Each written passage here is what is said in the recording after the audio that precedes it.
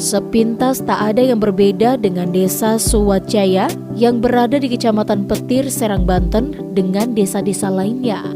Hamparan sawah masih mengelilingi daerah yang berada di bawah kaki Gunung Karang ini. Namun ada yang berbeda di desa Suwatjaya, yakni dikenal sebagai daerah pembuat golok sejak puluhan tahun yang lalu. Sehingga tidak mengherankan suara pukulan pandai besi masih akrab terdengar di sudut-sudut desa. Sebagai provinsi yang dikenal sebagai daerah jawara, Banten memang tidak bisa lepas dari senjata jenis golok. Salah satu pandai besi yang masih mempertahankan tradisi membuat golok yakni Lamhari dan Dahroni. Keduanya mengaku sudah menjadi pandai besi sejak usia muda.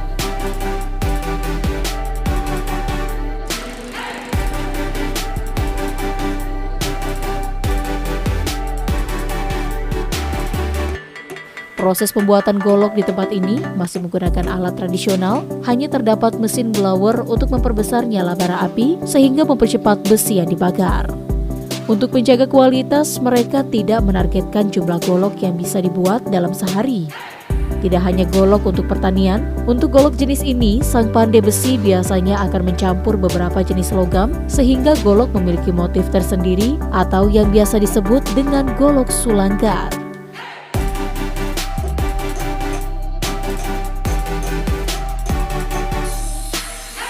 Proses pembuatan golok ternyata tidak hanya di tangan pandai besi. Logam yang sudah ditempa kemudian diserahkan ke pengrajin golok yang lain. Di tangan pengrajin golok inilah, golok yang sudah dalam kondisi setengah jadi kemudian dihaluskan dan diberi gagang serta sarung. Selain kayu, para pengrajin juga bisa menggunakan tanduk kerbau sebagai gagang golok sehingga membuat golok yang dihasilkan lebih artistik.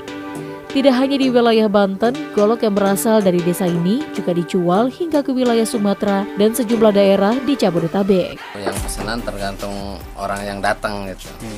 Kalau golok pasarannya kemana aja gitu, ke Bogor gitu bisa. Kalau sehari bisa bikin sampai berapa nih Pak? Kalau bikin bahannya doang sehari, kalau yang golok biasa paling 1 podi 30 dapat. Sehari ya? Sehari. Kalau yang biasa, kalau sulangkar paling bisa 4. Untuk satu buah golok biasa dijual dengan harga Rp150.000 hingga jutaan rupiah tergantung bentuk dan bahan-bahan yang digunakan. Namun para pengrajin golok di desa ini mulai khawatir akan tradisi membuat golok karena minimnya minat generasi muda saat ini untuk belajar membuat golok yang merupakan tradisi Banten. Ariel Maranus dan Imam melaporkan dari Kabupaten Serang.